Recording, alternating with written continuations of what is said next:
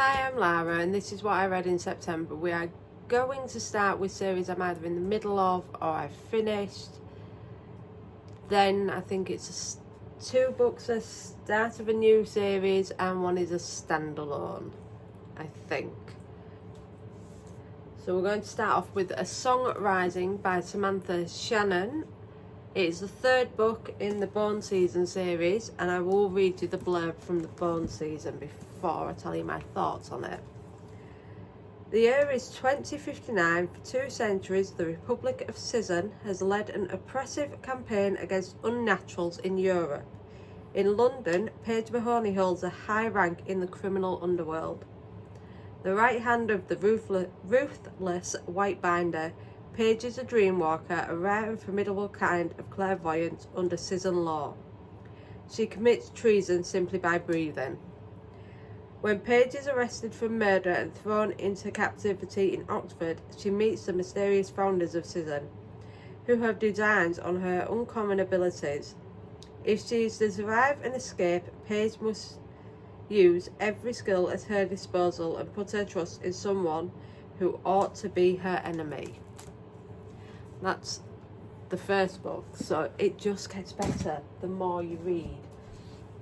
And I absolutely love Samantha Shannon's writing. I've read the Roots of Chaos series. I'm reading the novella at the moment, absolutely enjoying it. The Song Rising just carries on, and Paige is now in a position that she's uncomfortable with and second guessing herself. And I feel that on such a level, because I think we all do. We all second guess what we're doing. Is it right? Is it not? Are we doing the best thing for the people we care about? And I'm so looking forward to the rest of this series and seeing where it ends up and what happens. Next up, for a series I'm in the middle of, we have Lie Sleeping by Ben Aronovich. I'm terrible with names. And The October Man, which is a novella. I don't know if I've read that in the right place. I do love the Rivers of London series. It's so much fun if you just want something light. There is dark bits in it, but I've just thoroughly enjoyed it. I'll read you the blurb from Lie Sleeping. Peter Grant, detective constable and apprentice wizard, now plays a key role in unprecedented joint operations to bring Charlie to justice. But even as the unwieldy might of the Metropolitan Police bears down on its foe, Peter uncovers clues that Charlie, far from being finished, is executing the final stage of a long-term plan. And yes, the ending of that one, I'd completely forgot, because this is a reread for me, but I'd forgot how it ended, and I was like shocked all over again. The October Man was a new read for me, and this is the German equivalent of Peter and what they do, because they are trying to get their history back, which the British and the Russians took after World War II. So that is such a fun reread for me. Then we're going to go on to series I have finished, and we have Memories Legion by James S.A. Corey, which is 2 authors, and I only found that out recently. Shows how much I pay attention to things. That is part of the Expanse series, which starts with Leviathan Wakes. And it's set in space, it's fun, it's just a good time. It's a movie in a book, is how I would describe it. But with Memories Legion, it's all the short stories that expand on the Expanse. And there is some really good ones in here. It's like finding out how the Butcher of Anderson became the Butcher of Anderson. And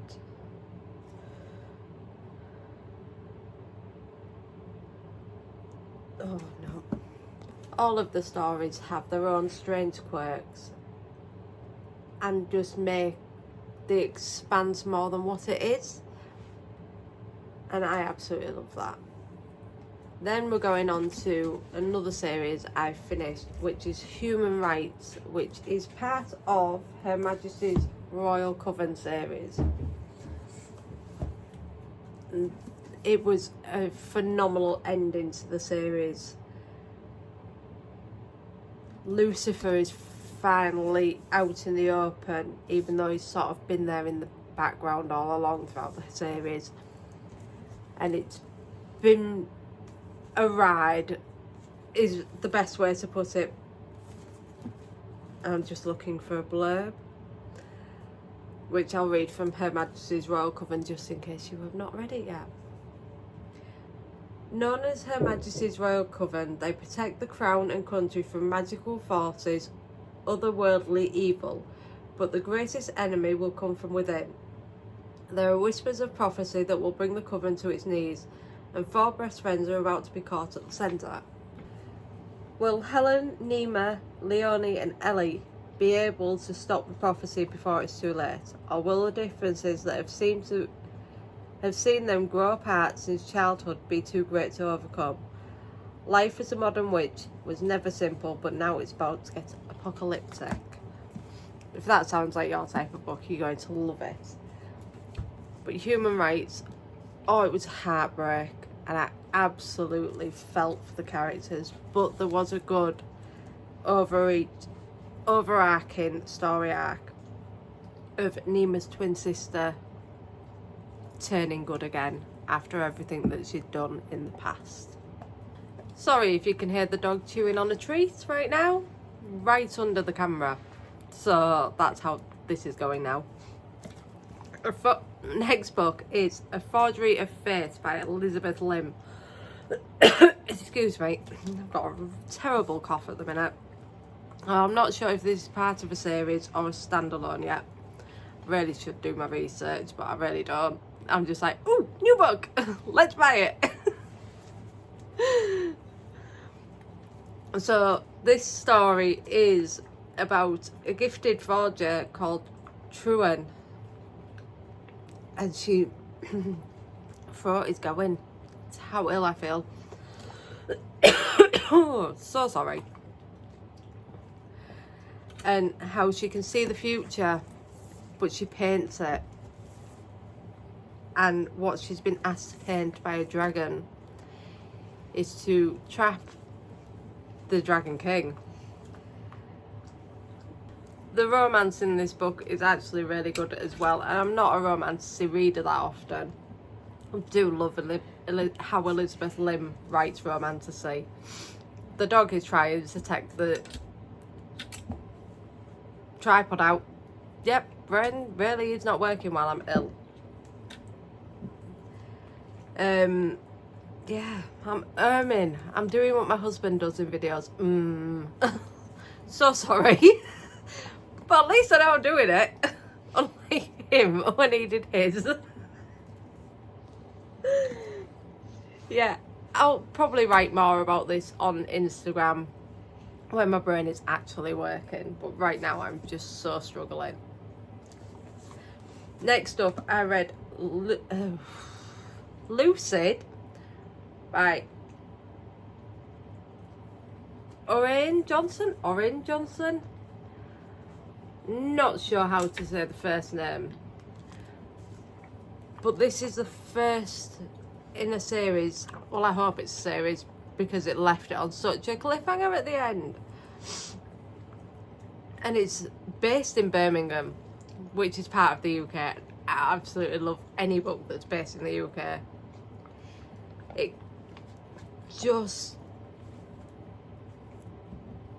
It's sort of another prophecy type book.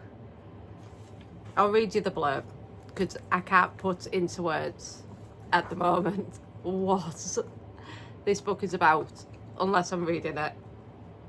Joseph Jacobs is just an ordinary university student until a gift arrives on his 18th birthday. A dream catcher that hums with a strange energy and the mysterious inscription, We are such stuff as dreams are made of. Soon his dreams grow darker and begin to come true. The visions leak into reality as the lies between life and dreams melts away.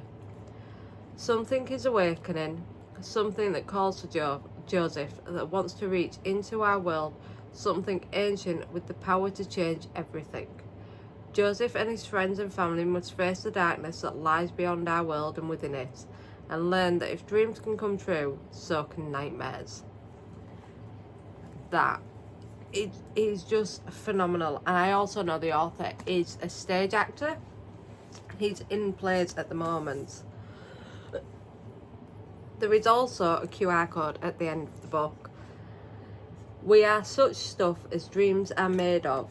Step into the world of lucid. I would show you the QR code, but I don't know whether it's going to affect the screen, so I'm not going to. So if you get to the end of the book, just know that it's there. I also think there is a playlist that goes with this book, and I cannot wait to find that and listen to it, because it's bringing up Birmingham artists that you wouldn't hear of unless there's someone promoting them. Next up is Extremophile by Ian Green.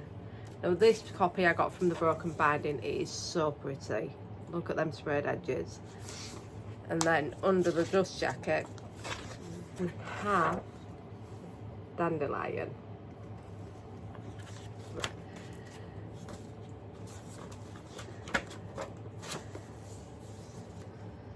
This, as I said, I'm not feeling great, so putting thoughts to words is not working for me.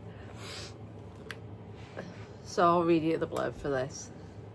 They pay for the beer they don't steal with money from their sketchy astronomy site Zodiac Code, while Charlie's bio-bespoke augments equip the criminals, punks and eco-warriors of London.